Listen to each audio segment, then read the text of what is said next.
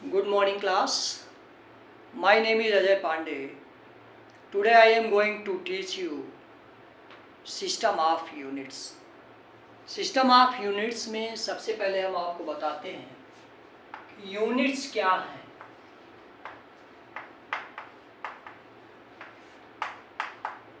Units are the standards of fixed amount certified by the international system. Units एक निश्चित मात्रा के मानक हैं जो अंतर्राष्ट्रीय संस्था द्वारा डिसाइड किए जाते हैं. जैसे आपको अगर लेंथ को मेजर करना है तो लेंथ के लिए एक प्लेटिनम इरिडियम की एक रॉड, एक छड़, जो एक बार इंटरनेशनल लैब में रखा हुआ है जिसकी लेंथ 1 मीटर है. अब ये हम इसको छोटा बड़ा या अपने तरफ से कुछ नहीं कर सकते हैं, ये अंतर्राष्ट्रीय संस्था के द्वारा ही डिसाइड होता है. इस तरह अगर मास को मेजर करना है तो एक छोटा सा टुकड़ा है, वो भी प्लेटिनम इरिडियम का बना हुआ है जिसका मास 1 किलोग्राम होता है. तो इस तरह से यूनिट्स के लिए आपको बताया गया कि ये standards of fix amount certified by the international system. System of units क्या है? ये complete set of units in terms of which all the physical quantities can be measured. ये कंप्लीट सेट होता है जिससे हम सभी फिजिकल क्वांटिटीज को मेजर कर सकें. ऐसा नहीं कि हम ऐसा कोई सिस्टम जिससे कुछ को मेजर कर पाएँ कुछ को ना कर पाएँ, तो वो आपका सिस्टम ऑफ यूनिट्स नहीं होता है. तो ये complete set of units in terms of which all the physical quantities can be measured. Commonly used systems are 3 systems. First आपका है CGS system. CGS system. C का मतलब होता है सेंटीमीटर.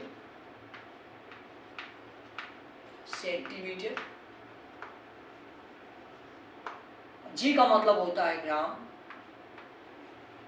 और S का मतलब होता है सेकंड. तो commonly used system of units are CGS system, FPS system. CGS system is set up in French. ये फ्रेंच सिस्टम है जो फ्रांस में इसका खोज हुआ. दूसरा है FPS सिस्टम. F का मतलब होता है फुट.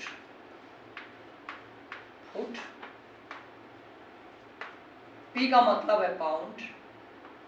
मास को पाउंड में मेजर करते हैं और टाइम को हम सेकंड में मेजर करते हैं. पहले सिस्टम में आपने देखा कि लेंथ को सेंटीमीटर में, मास को ग्राम में, टाइम को सेकंड में. फुट पाउंड सेकंड में आपने लेंथ को फुट में, मास को पाउंड में और समय टाइम को हम सेकंड में मेजर करते हैं. This is British system. इसका ज़्यादातर ब्रिटेन में यूज है. तीसरा है MKS system. This is the international system. MKS system का मतलब होता है लेंथ को हम मीटर में मेजर करते हैं और मास को हम किलोग्राम में, K का मतलब किलोग्राम है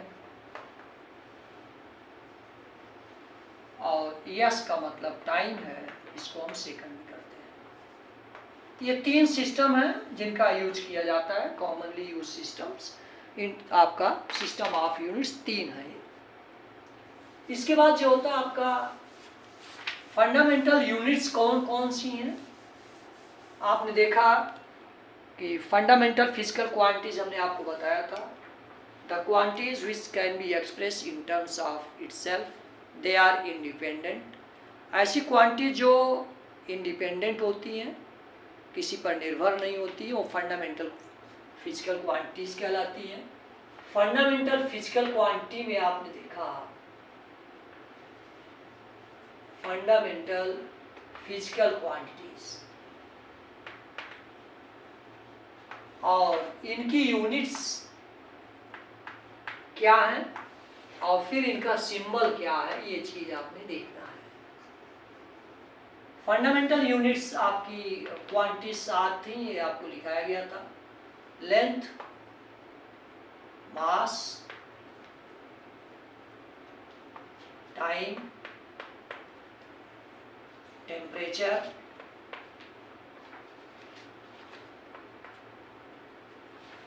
इलेक्ट्रिक करंट,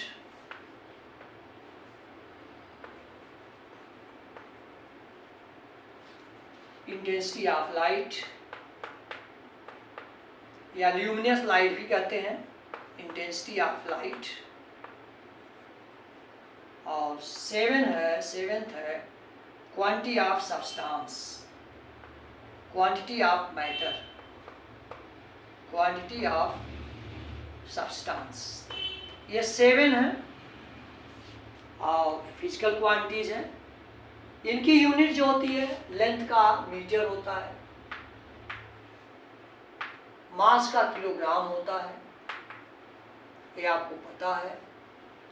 टाइम को हम सेकंड में मेजर करते हैं, टेम्परेचर को केल्विन में या डिग्री सेल्सियस में भी मेजर करते हैं, इलेक्ट्रिक करंट को एम्पियर में करते हैं, एम्पियर। और intensity of light candela, candela. Quantity of substance को मोल, ये आपको याद करना है। ये फिजिकल क्वांटिटीज हैं और इनकी यूनिट्स हैं।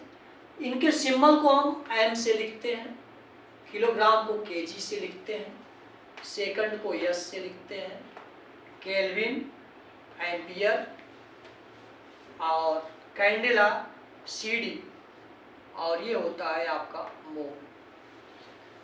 तो इस तरह से ये फिजिकल क्वांटिटीज हैं और इनके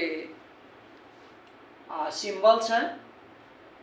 फिजिकल क्वांटिटीज जो लिखने का नियम है आप देख रहे हैं, ये हमेशा स्मॉल लेटर से इनिशिएट होती है। पहला रूल इसका है, कभी हम कैपिटल लेटर से नहीं लिखते हैं। कैपिटल लेटर से तब लिखते हैं जब ये किसी साइंटिस्ट के नेम के बाद आती है। इनके सिंबल को और यूनिट को हम हमेशा स्मॉल लेटर से लिखते हैं। कैपिटल लेटर से तब लिखते हैं जब किसी साइंटिस्ट के बाद नेम के बाद आती है। दूसरा ये होता है कि ये कभी इनके आगे फुल स्टॉप नहीं लगाते हैं, कि symbols and units are not followed by full stop. और ये कभी प्लूरल्स में नहीं लिखते हैं, यम्स, केजीज, ये इस तरह से इनको कभी हम जो है फुल प्लूरल फॉर्म में नहीं लिखते हैं। तो ये आपके यहाँ यूनिट्स और उनके सिंबल्स को हम कैसे लिखते हैं। तो इसके बाद 2 सप्लीमेंट्री यूनिट्स होती हैं। जो सप्लीमेंट्री यूनिट्स हैं प्लेन एंगल और सप्लीमेंट्री यूनिट्स।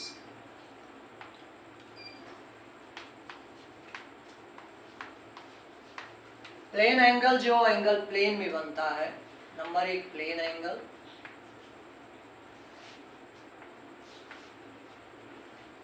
जैसे ये एंगल आपका है एक प्लेन में बनता है, इसकी यूनिट जो है रेडियन होती है। प्लेन एंगल तो इसकी यूनिट होती है रेडियन,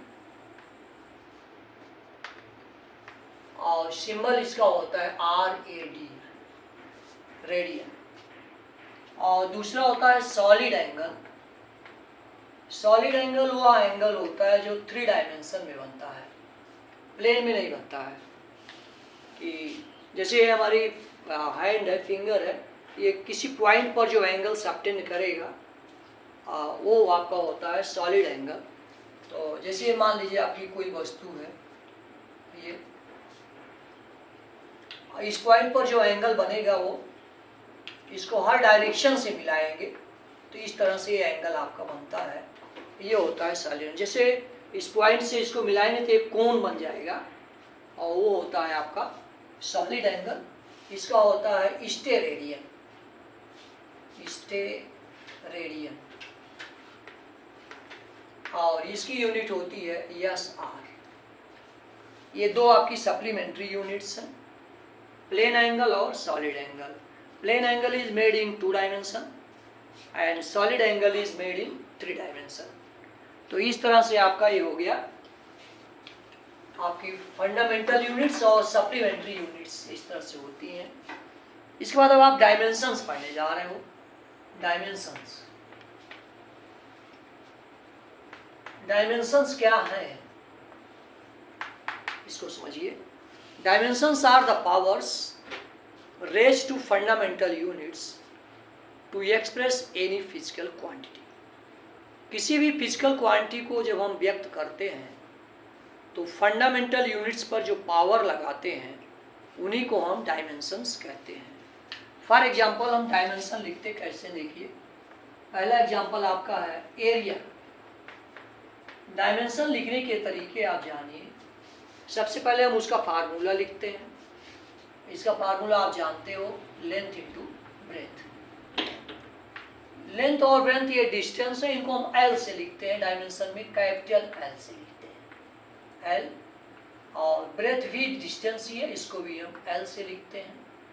और ये हो जाता है L into L, L square. और इसको ऐसे हम ब्रैकेट में क्लोज कर देते हैं। This is the dimension of area. Dimension of volume. Volume का जब डायमेंशन लिखते हैं तो इसका फार्मूला होता है लेंथ, ब्रेथ और height. Length into breadth into height. Length को हम कैपिटल एल से, ब्रेथ को भी कैपिटल एल से, और एच भी एल से लिखते हैं। तो ये हो जाता है आपका एल क्यूब। डायमेंशन को हम इस तरीके से लिखते हैं। एरिया हो गया, वॉल्यूम हो गया। डेंसिटी। डेंसिटी क्या होती है? Mass per unit volume is known as density. Mass per unit volume, per unit का मतलब इसे डिवाइड कर देते हैं। Mass per unit volume is known as density. Mass को कैपिटल एम से और वॉल्यूम को आपने अभी देखा एल क्यूब। ये हो जाता है एम एल माइनस 3। ये हो जाता है डेंसिटी। आप इसके बाद speed. Speed distance per unit time, इसका फार्मूला लिखते हैं। Distance per unit time. तो डिस्टेंस को एल से और टाइम को टी से इस तरह से ब्रैकेट में क्लोज करते हैं। आपका हो जाता है एल टी की पावर 1 है, ये ऊपर ले आएंगे तो एल टी माइनस 1 हो जाता है। स्पीड। स्पीड और वेलोसिटी का डायमेंशन एक ही होता है। डिस्प्लेसमेंट अपॉन टाइम, और डिस्प्लेसमेंट को भी हम एल से ही लिखते हैं। तो this is the dimension of speed and velocity is same. Number 5 acceleration. Acceleration. Acceleration क्या होता है? Rate of change of velocity. Velocity में जो चेंज होता है उसका rate of change of velocity. Velocity का डायमेंशन आपने लिखा हुआ है एल टी माइनस 1, और टाइम को हम टी से लिखते हैं। ये हो जाता है एल टी, ये पावर 1 ऊपर जाने के बाद ये -1 और ये जुड़ जाता है L T minus 2। This is the dimension of acceleration. Force. Force का डायमेंशन लिखते हैं कैसे? तो फोर्स होता है मास इंटू एक्सीलरेशन, इसका फार्मूला लिखते हैं। Rate of change of momentum is known as force. इसका formula F equal to M A. Formula आप जानते हो या पढ़ चुके हैं 9th में। M A.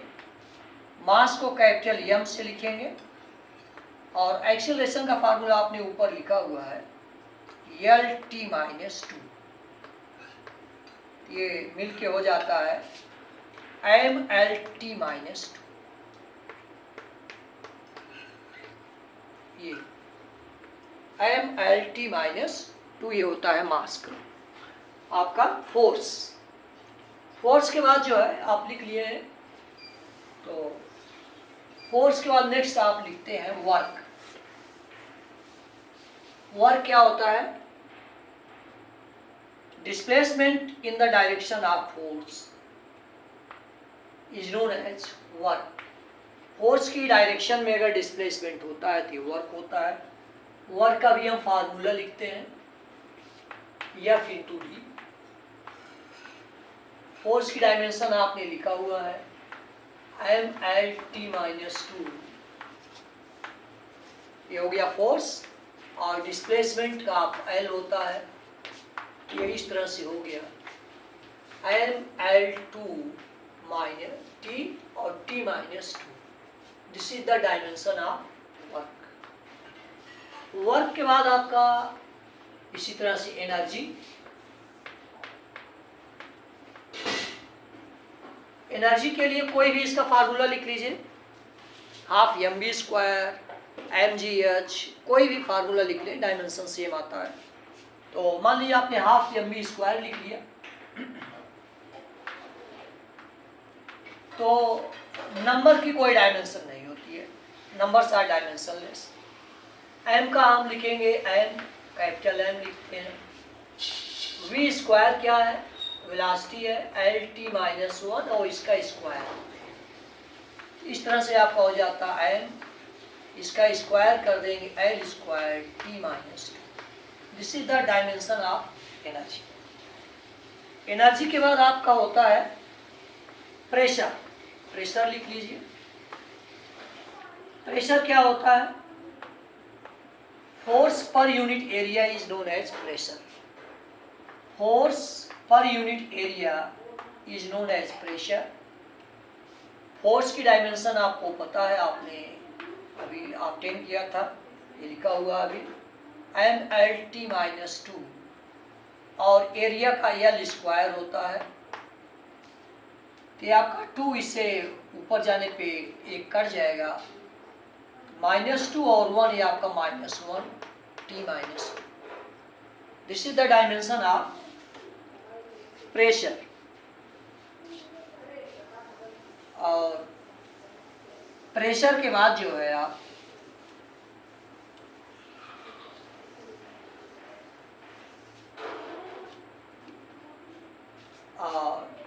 एक होता है आपका स्ट्रेन।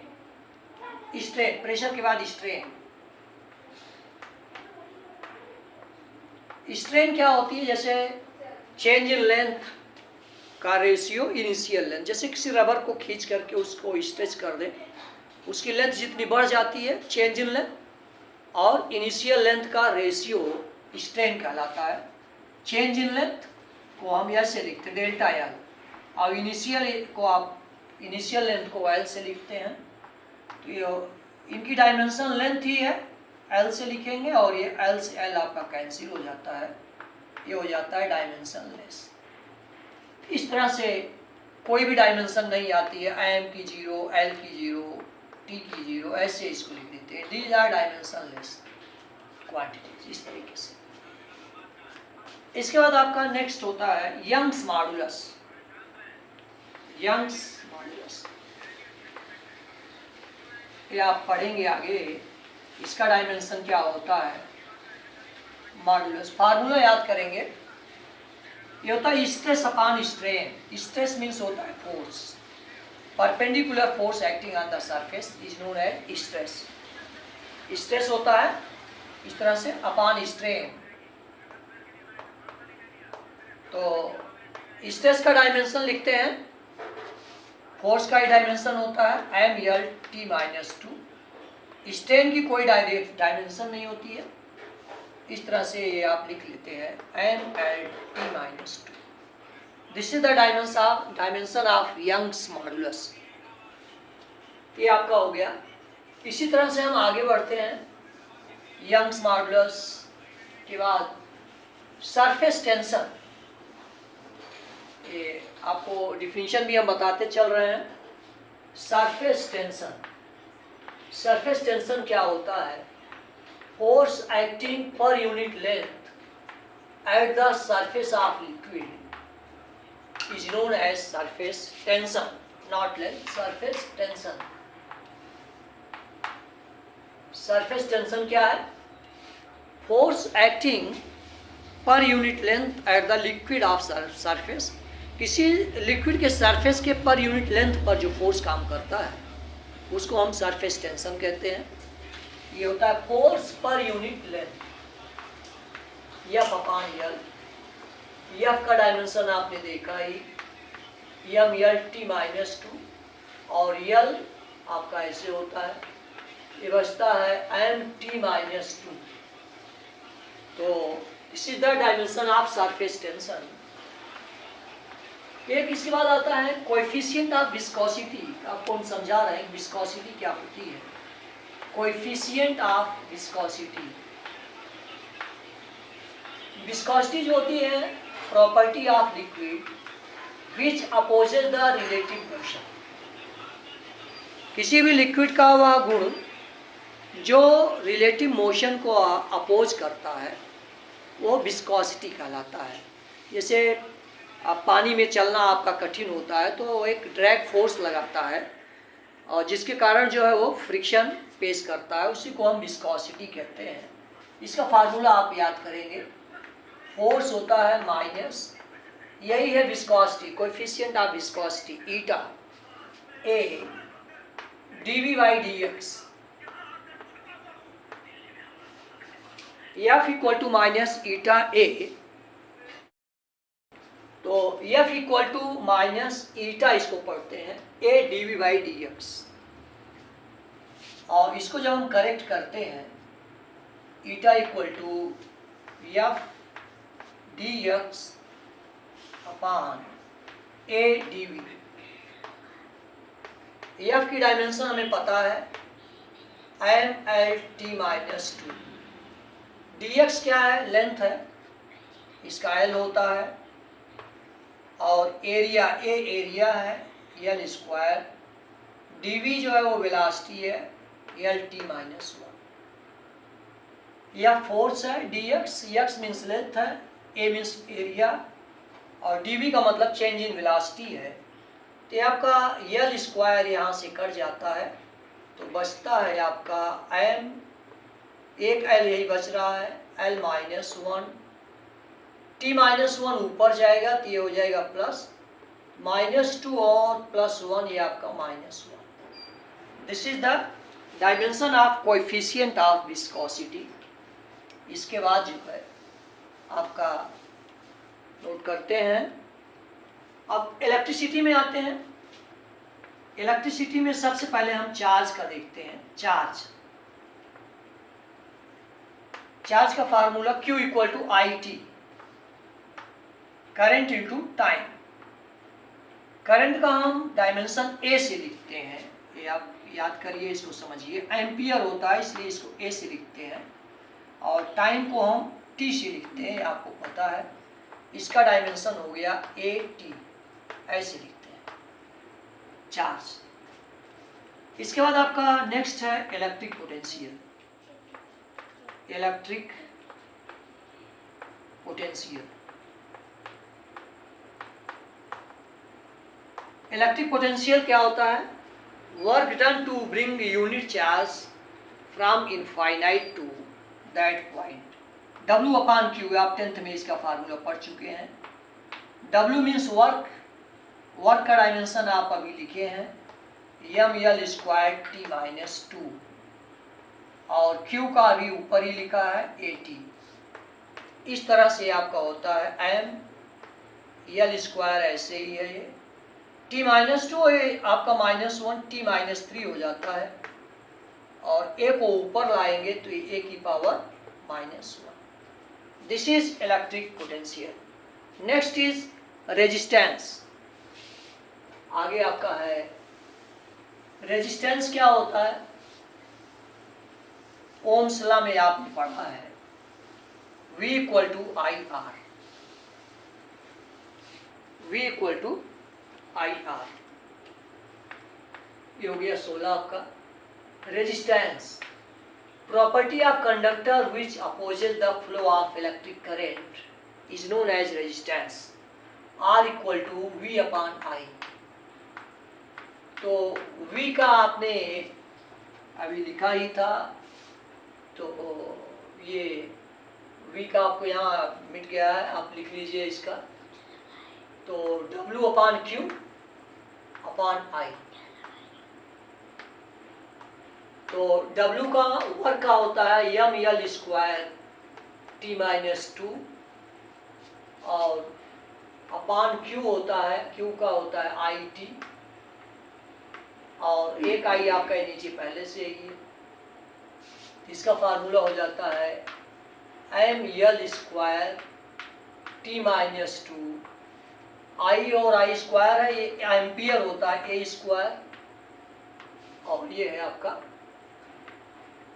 Q का आई टी और ये आई, ये आपका ए स्क्वायर और टाइम। इसको सॉल्व करेंगे, यम यल स्क्वायर ऐसे ही लिख लेंगे, टी माइनस वन यहाँ जाएगा तो टी माइनस थ्री हो गया, और A minus two. This is resistance. Resistance के बाद आपका रेजिस्टिविटी। रेजिस्टिविटी क्या होता है? रेजिस्टेंस पर यूनिट लेंथ होता है। Resistivity is the resistance of a conductor of 1 metre length and 1 metre square cross sectional area. Resistivity आपने पढ़ा है। रेजिस्टिविटी ये फार्मूला आपको याद होगा, R equal to rho L upon A. यहाँ से रो को हम जब निकालते हैं ये हो जाता है R A upon L. Resistance का डायमेंशन यहाँ लिखा हुआ है M L square T minus three A minus two, और ए इज एरिया, एरिया का यल स्क्वायर, और ये होता है लेंथ है यल। ये आप सॉल्व जब करते होते आता है एम एल पावर 4, एक आपका कटता है 3 हो जाता है, T minus three A minus two. This is the dimension of resistivity.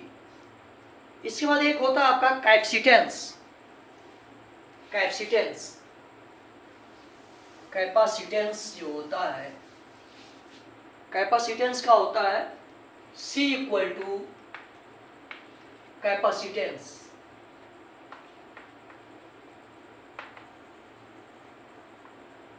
Capacitance का होता है C equal to Q upon V। Q का आपने देखा 80 होता है, और V का आपने नोट ही किया था W अपान Q, तो ये हो गया 80। Q आपका ऊपर चला जाता है तो फिर 80 हो जाता है, और वर्क का डायमेंशन होता है M L square T minus to.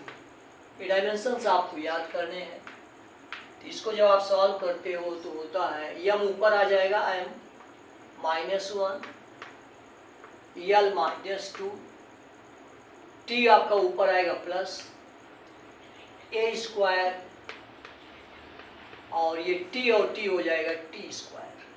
Simple है, आपने केवल पावर्स को कलेक्ट करना है, अलजेब्रिक एक्सप्रेशन जैसे सॉल्व करना है। ये M minus one L minus two T की पावर 3 हो जाएगा, और ए स्क्वायर। तो इस तरह से आपने ये डायमेंशंस जो है इलेक्ट्रिसिटी में देखे। और अब कुछ आप कांस्टेंट्स देख लीजिए। कुछ कांस्टेंट्स होते हैं जैसे gravitational constant, Planck constant, gas constant. तो इनको देखते हैं। सबसे पहले ग्रेविटेशनल कांस्टेंट।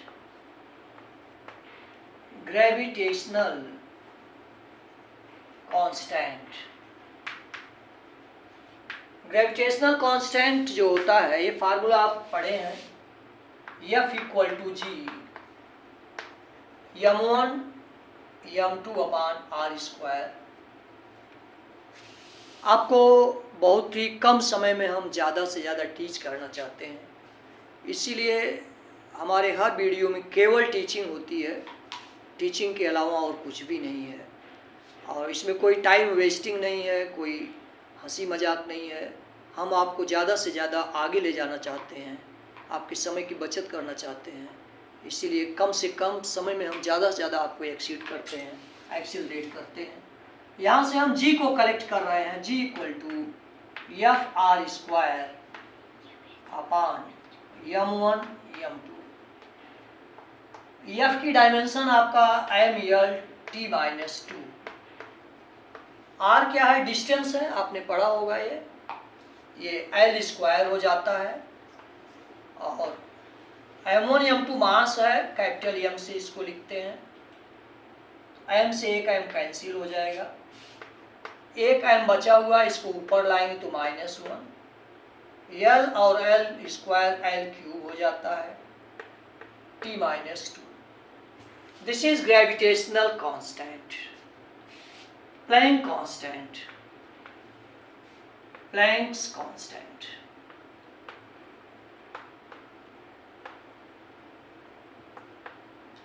प्लैंक्स कांस्टेंट ये होता है E equal to h nu, where h is Planck constant, E is energy and nu is frequency। h is Planck constant, इसको हम करेक्ट करते हैं, h equal to E upon nu. Energy का आपने अभी देखा ही था dimension, ml square t minus 2। Energy half mv square से आपने निकाला था। और ये फ्रीक्वेंसी का डायमेंशन होता है 1 अपान t माइनस 1। ये हो जाता है ml स्क्वायर, ये आपका ऊपर जाएगा तो प्लस हो जाता है, और ये हो जाता है t minus 1। This is the dimension of Planck's constant. Next is gas constant. Gas constant ये आपने नोट कर लिया होगा। गैस कांस्टेंट, गैस कांस्टेंट जो होता है इसका इक्वेशन है PV equal to RT, where R is gas constant. यहाँ से R को जब आप कनेक्ट करते हो तो हो जाता है PV upon T, where P is pressure, V is volume and T is temperature. Pressure का डायमेंशन आप निकाल लेंगे, ये क्या होता है, force per unit area. Force per unit area से आप जब करते हो तो ये इसका ऐसे आ जाता है। This is the dimension of force. Pressure force per unit area, volume का होता है L क्यूब, और टेम्परेचर का होता है केल्विन।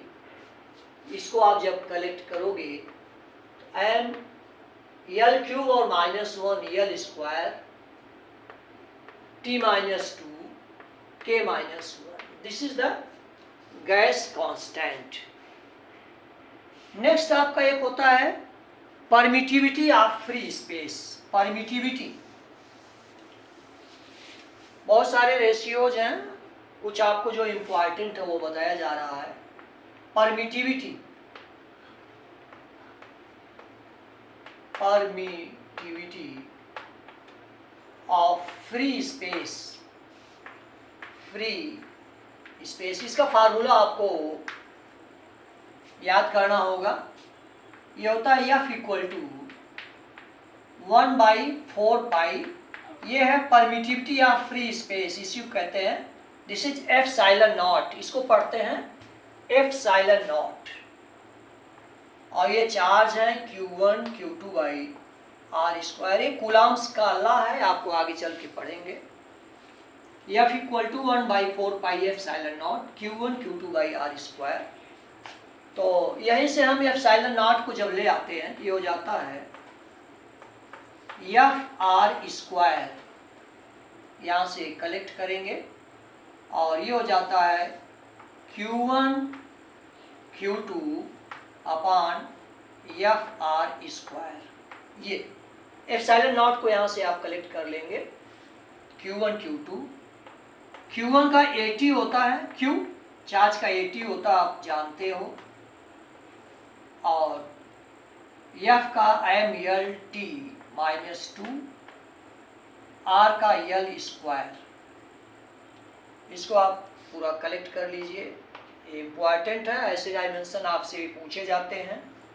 m को ऊपर ले आएंगे तो m माइनस 1, L क्यूब भी ऊपर आएगा तो L की पावर -3, टी की पावर -2 ऊपर लाएंगे तो ये 2 इधर है, 2 ये 4 हो जाएगा, टी की पावर 4 और आपका बचता है a स्क्वायर।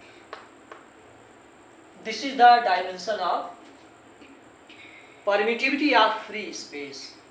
इसके बाद हम आ जाते हैं मैग्नेटिक में। मैग्नेटिक फ्लक्स और मैग्नेटिक फोर्स। मैग्नेटिक फोर्स जो होता है कि कोई भी कंडक्टर पर कितना फोर्स काम करता है अगर मैग्नेटिक फील्ड में रखा जाता है, तो इसका फार्मूला है आपका F = I L V sin theta। I L V sin theta, where V is magnetic field, I is current, L is length, theta is angle। तो यहाँ से B को जब आप कलेक्ट करते हो तो ये हो जाता है F upon I L sin theta. F की डायमेंशन आपकी होती है, आपने पढ़ाई है, mLt-2। करंट की होती है एम्पियर, L को लेंथ से लिखते हैं, और एंगल की कोई डायमेंशन नहीं होती है, angle is dimensionless. Sine theta की कोई डायमेंशन नहीं होगी। इसको आप पूरा सॉल्व जब कर लेंगे तो एम एल से एल आपका कैंसिल हो जाएगा, t-2 और a-1। This is the dimension of magnetic field. इसके बाद आपका एक और ले लेते हैं, magnetic flux. Magnetic flux, magnetic flux में आपका होता है, इसको फाई से लिखते हैं, number of magnetic field lines, phi = BA।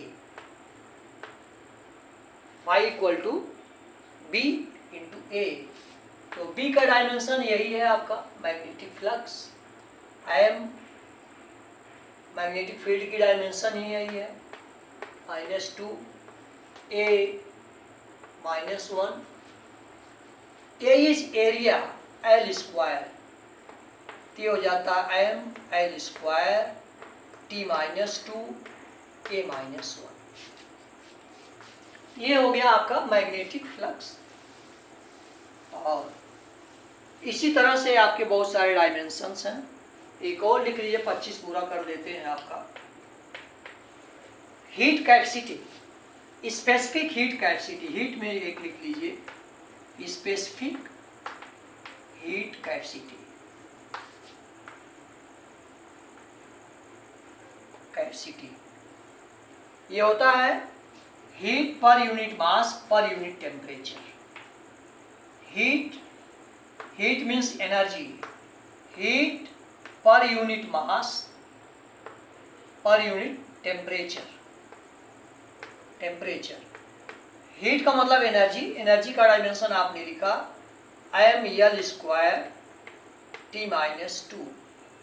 Energy, मास को m से, टेम्परेचर को केल्विन से, तो आपका m से m कैंसिल हो गया है, L2 t-2 k-1। इस तरह से डायमेंशंस बहुत सारे हैं, आपने याद करना है, उसको समझ करके लिखना है। हमने आपको 25 डायमेंशन किए हैं।